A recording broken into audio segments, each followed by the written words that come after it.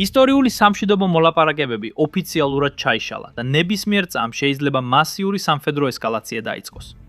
21 საათიანი მოლაპარაკებების შემდეგ ვიცე-პრეზიდენტი JD Vance მოლაპარაკებიდან გებედან გამოვიდა.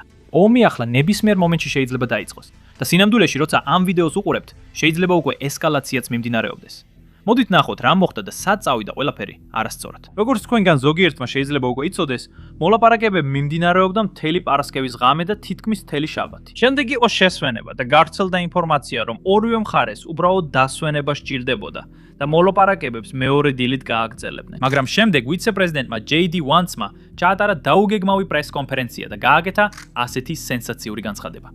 მოусმინეთ რას ამბობს ის. რაც არ უნდა ყოფილიყო მოლაპარაკებების ნაკლოვანებები ეს პაკისტანელების ბრალი არ ყოფილა. მათ შესანიშნავად იმუშავეს და ნამდვილად ცდილობდნენ დახმარებოდნენ ჩვენ და ირანელებს რომ შეთანხმებამდე მიგვეღწია. უკვე 21 საათი ამაზე ვმუშაობთ და ირანელებთან არაერთი არსებითი განხილვა ჰქონდა. ეს კარგია. ცუდი ამბავი ისაა, რომ შეთანხმებას ვერ მივახციეთ და ვფიქრობ ეს ირანისთვის ბევრად უფრო ცუდი ამბავია, ვიდრე ამერიკის შეერთებული შტატებისთვის. ამიტომ შეთანხმების გარეშე ვბრუნდებით შეერთებულ შტატებში. ჩვენ ძალიან ნათლად განმარტეთ რა არის ჩვენი წითელი ხაზები, რაზე ვართ მზად წავიდეთ დათმობაზე და რაზე არ ვართ მზად დათმობაზე წავიდეთ. და ჩვენ ეს მაქსიმალურად ნათლად განმარტეთ, ხოლო მათ გადაწყვეტეს, რომ ჩვენი პირობები არმები არ მიეღოთ. ეხლა როცა მოლაპარაკებები მიმდინარეობდა, ბევრი ინფორმაცია არ ჟონავდა თუ როგორ მიმდინარეობდა პროცესი. პირადად მე ეს დადებით ნიშნად მივიჩნია. ვიფიქრე რომ ისინი პროგრესს აღწევდნენ, ამიტომაც არ ჟონავდა ინფორმაცია. მაგრამ მაინც იყო მცირე ინფორმაცია, რომელიც აქა-იქ ჟონავდა. და ერთ-ერთი ასეთი ამბავი ამბობდა, რომ მოლაპარაკებები რამდენიმე დღე გაგრძელდებოდა. სინამდვილეში პაკისტანელი ოფიციალური პირები მოლაპარაკებების დაწყებამდე ამბობდნენ, რომ საუბრები ორ შაბათამდე, შესაძლოა სამ შაბათამდეც გაგრძელდებოდა. და როგორ ფიქრობთ? ზუსტად Vance-ის პრეს-კონფერენციამდე 30 წუთით ადრე ირანის მთავრობამ გაავრცელა განცხადება, სადაც ამბობდა, რომ ისინი ღამით შესვენებას იღებდნენ, მაგრამ კვირას მოლაპარაკებებს გააგრძელებდნენ. და სწორედ ამიტომ ცდილობ არ გავაშუქო ირანული მედიის მიერ გავრცელებული ინფორმაცია, რადგან 99.9% შემთხვევაში ისინი უბრალოდ რაღაცებს იგონებენ. და ამ ირანული განცხადებიდან 30 წუთის შემდეგ Vance-მა ფაქტობრივად თქვა, რომ ირანი არ იღებს ამერიკის არც ერთ წითელ ხაზს. ასე რომ მოლაპარაკებები შეწყდა. ამის შემდეგ ყველა ძალიან სწრაფად დაიწყო მოქმედება.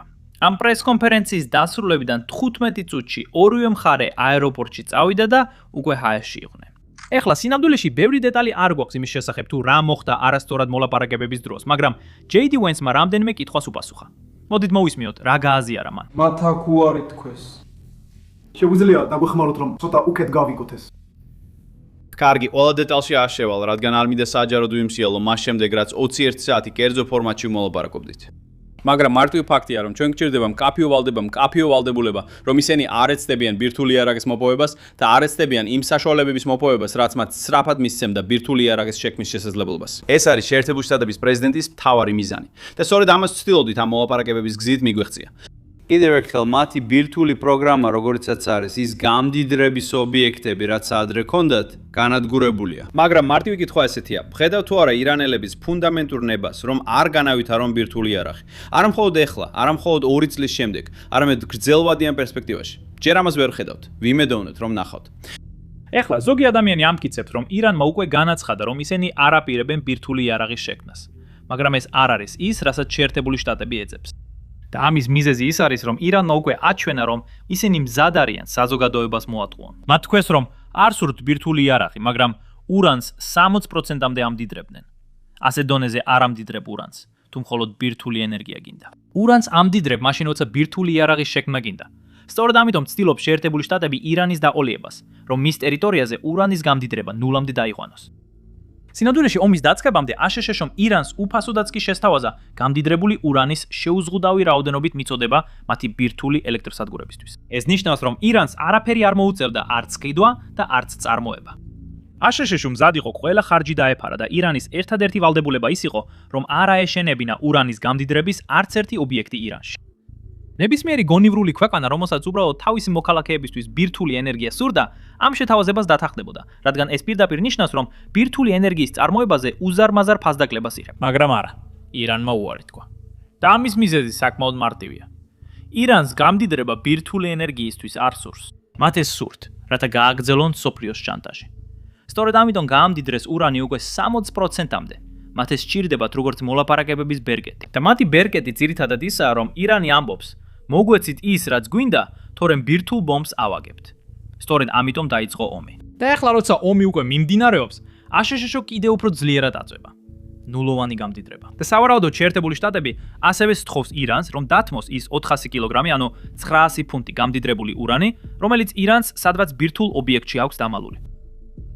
აქ უკვე პერსპექტივა მნიშვნელოვანი. აშშ-ში არ ფიქრობს, რომ ამ ომს აგებს და ირანიც არ ფიქრობს, რომ ამ ომს აგებს. მიუხედავად იმისა, რომ ირანის უზენაესი ლიდერი გარდაცვლილია, ირანის ოფიციალური პირები გარდაცვლილები არიან. ირანის საზღვაო ძალები აღარ არსებობს. ირანის საჰაერო ძალებიც აღარ არსებობს. მათ თავიანთი საჰაერო სივრცეც კი აღარ აკონტროლებენ. მაგრამ მიუხედავად ამისა, ირანის ოფიციალური პირები ამჟამად არ ფიქრობენ, რომ ამ ომს აგებენ. და სწორედ ამიტომ ისინი არ არიან მზად, რომ შეცვალონ თავიანთი პოზიცია იმასთან შედარებით, რაც ომამდე ჰქონდათ. ამ ეტაპზე ჩანს, რომ მოლაპარაკება ძალიან რთული იქნება. სულ მცირე ამ საკითხზე. რა თქმა უნდა, როგორც თქვენგან ზოგიერთმა შეიძლება უკვე იცოდეს, ეს ერთადერთი სადავო საკითხი არ არის. სხვა საკითხებიც არსებობს. მოდით მოусმინოთ სხვა კითხვებსაც, რომლებზეც ვანსმა უპასუხა. ეს კითხვები ძალიან მოკლე, ამიტომ მინდა რომ მთლიანად მოусმინოთ. მოусმინეთ. ჯენი, იყო რაიმე ჩარჩო რომელიმე საკითხზე და ასევე ირანის გაყინული აქტივები განიხილეს და მიიღეთ რაიმე დასკვნა ამ გაყინულ აქტივებთან დაკავშირებით. ჩვენ ვისაუბრეთ ყველა ამ საკითხზე, ჯენი, და კიდევ ბევრ სხვა საკითხზეც. ასე რომ ეს თემებიც ნამდვილად განიხილეს. მაგრამ კიდევ ერთხელ, უბრალოდ ვერ მივედით იმ მდგომარეობამდე, რომ ირანელები დათანხმებულიყვნენ ჩვენს პირობებს. ვფიქრობ, ჩვენ საკმაოდ მოქნილები ვიყავით, საკმაოდ დამთმობები ვიყავით. პრეზიდენტმა გითხრა, რომ აქ კეთილსინდისიერად უნდა მოსულიყავით და მაქსიმალური ძალისხმევა უნდა გაიღოთ შეთანხმების მისაღწევად. ჩვენ ასე მოვიქეცით. და სამწუხაროდ ვერ შევძელით რაიმე პროგრესი მიღწევა. პრესტონი. ბატონო ვიცე-პრეზიდენტო, რამდენად ხშირად ეკონტაქტებოდით პრეზიდენტ ტრამპს მოლაპარაკებების განმავლობაში? იყო ცნობები, რომ რამდენიმე რაუნდში მოლაპარაკებებს შორის შესვენებები იყო. რამდენად ხშირად ეკონტაქტებოდით პრეზიდენტს ამ რაუნდების განმავლობაში და რას გეუბნებოდათ ის, როცა ამ მოლაპარაკებებს ატარებებდით, რომლებიც როგორც თქვით, არასაკმარისი აღმოჩნდა? დიახ, ცხადია, ჩვენ მუდმივად ვესაუბრებოდით პრეზიდენტს. არ ვიცი ზუსტად რამდენჯერ ვესაუბრეთ მას, 6-ჯერ თუ 12-ჯერ ბოლო 21 საათის განმავლობაში. ცხადია, ჩვენ ასევე ვესაუბრეთ ადმირალ კუპერს, ფიტს, მარკოს, მთელ ეროვნული უსაფრთხოების გუნდს. სკოტ ბესენსაც რამდენჯერმე ვესაუბრეთ. მოკლედ, ჩვენ მუდმივად უკავშირდებოდით გუნდს, რადგან კეთილსინდისიერად ვაწარმოებდით მით მოლაპარაკებებს. და ჩვენ აქედან მივდივართ ძალიან მარტივი წინადადებით, ურთიერთგაგების მეთოდით, რომელიც ჩვენი საბოლოო და საუკეთესო შეთავაზებაა. ვნახავთ, მიიღებენ თუ არა ირანელები მას. მადლობა. მთელი ეს პრესკონფერენცია დაახლოებით 4.5 წუთი გაგრძელდა. ვფიქრობ, ეს შეიძლება იყოს მსოფლიო რეკორდი ისტორიაში ყველაზე მოკლე ვიცე-პრეზიდენტის პრესკონფერენციისთვის. ეხლა ბოლოს ვენსმა ასევე დაადასტურა, რომ აშშ-ში ძალიან მოქნილი იყო თავის ახალ პირობებში. ჩემი ვარაუდია, რომ ეს მოქნილობა ირანის ბალისტიკური რაკეტების პროგრამას ეხება. ხედავთ, მოლაპარაკებების დასაწყისიდან დღემდე აშშ-ის მოთხოვნები ბალისტიკური რაკეტების პროგრამასთან დაკავშირებით რეალურად უფრო რბილი გახდა. აი რას გულისხმობ. თავდაპირველად აშშ-ში ირანისგან ითხოვდა, რომ მთლიანად დაეთმო ბალისტიკური რაკეტების პროგრამა. და ახლა გუშინდელი მოლაპარაკებების ბოლო წინადადებით, ვნახეთ, რომ აშშ-ში ფაქტობრივად ირანს საშუალებას აძლევს კონდეს გარკვეული პროგრამა, მაგრამ შეზღუდვებით ბალისტიკური რაკეტების სიშორეზე და რაოდენობაზეც. და ვფიქრობ, გუშინ აშშ-მ ალბათ კიდევ უფრო მეტი დათმობა შესთავაზა მათ ბალისტიკური რაკეტების პროგრამასთან დაკავშირებით, რადგან დღის ბოლოს ეს შეიძლება იყოს ის საკითხი, სადაც აშშ ფიქრობს, რომ თუ რამეს დაუთმობთ, შეიძლება ისინი სხვა მოთხოვნებზეც დათანხმენ. მაგრამ არ ჩანს, რომ ირანი ამის გაკეთებას აპირებს. და აშშ-ის მოთხოვნები თავიდანვე თითქმის უცვლელი დარჩა. აშშ ითხოვს ნულოვან გამდიდრებას, გამდიდრებული ურანის დაბრუნებას და, რა თქმა უნდა, არანაირ დაფინანსებას პროქსებისთვის. ეხლა, ეს ბოლო მოთხოვნა ზუსტად ისაა, რომელზეც რეალურად არანაირი ინფორმაცია არ გვაქვს. ჩვენ არ ვიცით, შესთავაზა თუ არა აშშ-მ რაიმე დათმობა პროქსებთან დაკავშირებულ მოთხოვნაზე, მაგრამ ვფიქრობ, ამას კვირას გავიგებთ. ამ წუთას მე ვწერ შაბათ დილას, ასე რომ მთელი ინფორმაცია რაც გვაქვს, იმ პრესკონფერენციიდანაა, რომელიც ვენსმა ახლახან ჩაატარა. კიდევ ერთი საინტერესო რამ პრესკონფერენციაზე ის იყო, რომ ვენსმა ჰორმუზის სრუტეზე კომენტარი არ გააკეთა. და ჩვენ ვიცით, რომ ეს განხილული იყო, რადგან ირანის საგარეო საქმეთა მინისტრის მოადგილემ ეს თავის განცხადებაში დაადასტურა. შეხედეთ. ეხლა სანამ განცხადებაზე გადავიდოდეთ, უბრალოდ სწრაფად შეგახსენეთ ყველას, ვინც ახალი ხართ. არ დაგავიწყეთ, დააჭიროთ მოწონებისა და გამოწერის ღილაკებს ქვემოთ. ეს ნამდვილად გვეხმარება, რომ ალგორითმმა ჩვენი ვიდეოები უფრო ხშირად აჩვენოს და თქვენც გადიადვილებთ ჩვენი მომავალი ვიდეოების ნახვას. ასე აღარ იქნებით დამოკიდებული იმაზე, გაჩვენებთ თუ არა ალგორითმი მათ მთავარ გვერდზე. ეხლა კი გადავხედოთ ამ განცხადებას. ეს საკმაოდ გრძელი განცხადებაა და თითქმის არაფერს ამბობს.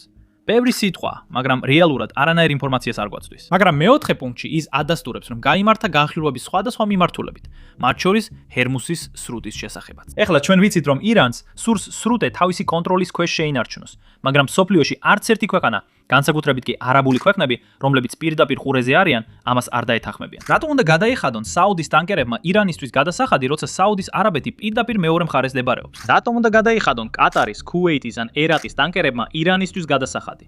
ამას უბრალოდ აზრი არ აქვს. და იცით რა? თვითონ ირანმაც კი იცის ეს. ალბათ დროებით კონტროლს ან სხვა რამეს ითხოვენ სანაცვლოდ.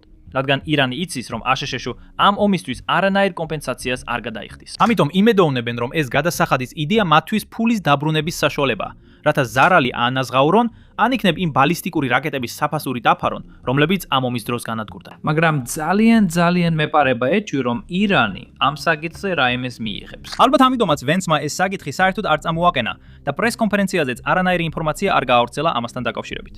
და იცით რა? თუ ირანი მართლაც გააგრძელებს ჰორმუზის სრუტის საშიშ ადგილად ქცევას ამ ომის შემდეგაც, მაშინ მას ომი ექნება მსოფლიოს სხვა მრავალ ქვეყანასთან, მათ შორის თავად სპარსეთის ხურის ქვეყნებთანაც. ეხლა რომ გავაგრძელოთ, როგორც თქვენ მოისმინეთ პრეს-კონფერენციის ბოლოს კითხვებზე პასუხის დროს, JD Vance-მა დაადასტურა, რომ ირანს უკვე აქვს აშშ-ში წინადადება. მას აქვს ამერიკის წითელი ხაზებიც. მათ შეუძლიათ ან მიიღონ ეს, ან არა. ზუსტად არ ვიცი რას ნიშნავს ეს. ნიშნავს ეს იმას, რომ ახლა ომი იწყება? თუ ნიშნავს იმას, რომ დაველოდებით ამ ორკვირიან პერიოდს ცეცხლის შეთხოთის ვადას და მერე ომი დაიწყება. იმიტომ რომ ეს ალბათ ძალიან საინტერესო იქნება ყველა იმ ირანელი ლიდერისთვის, ვინც ამ მოლაპარაკებებზე მოვიდა. დარწმუნებული ვარ, ამერიკის დაზვერვა და ამერიკული დრონები აკვირდებიან მათ გადაადგილებას მაშინვე, როგორც კი ირანში დაეშვებიან. და გახსოვდეთ, სწორედ ასე მივაგენით ალი ლარაზანის კვალს, ირანის წინა ფაქტობრივი ლიდერი. ის გამოვიდა ამ დიდ აღლუმზე, ქურთების აღლუმზე, როგორც მახსოვს. რამდენიმე დღის შემდეგ რაკეტა ზუსტად იმ ადგილს მოხვდა, სადაც ის იმალებოდა. ამერიკამ შეძლო მისი გადაადგილების თვალყურის დევნება, რადგან ის ამ დიდ აღლუმზე გამოვიდა. და ეს ზუსტად ისაა, რაც ამ ირანელმა ლიდერებმაც გააკეთეს. ისინი იმალებოდნენ, მაგრამ მოლაპარაკებებზე გამოვიდნენ. არ სურდათ ამერიკის შეთავაზებული პირობების მიღება. და ახლა ამერიკისა და ისრაელის დაზვერვა შეუძლია ზუსტად დაადგინოს, სად აპირებენ ისინი დაბრუნებას და დამალვას. ასე რომ, დარწმუნებული ვარ, ეს ძალიან აშფოთებთ. ეხლა კიდევ ერთი მნიშვნელოვანი მოვლენა მოხდა გუშინ. პენტაგონმა დაადასტურა, რომ ამერიკული სამხედრო გემები მართლაც შევიდნენ ჰორმუზის სრუტეში და შემდეგ გამოვიდნენ. ისინი რამდენიმე საათის განმავლობაში იყვნენ სპარსეთის ყურეში და ეს მოხდა მიუხედავად იმისა, რომ ირანის ძალებმა გააფრთხილეს ამერიკული სამხედრო გემები.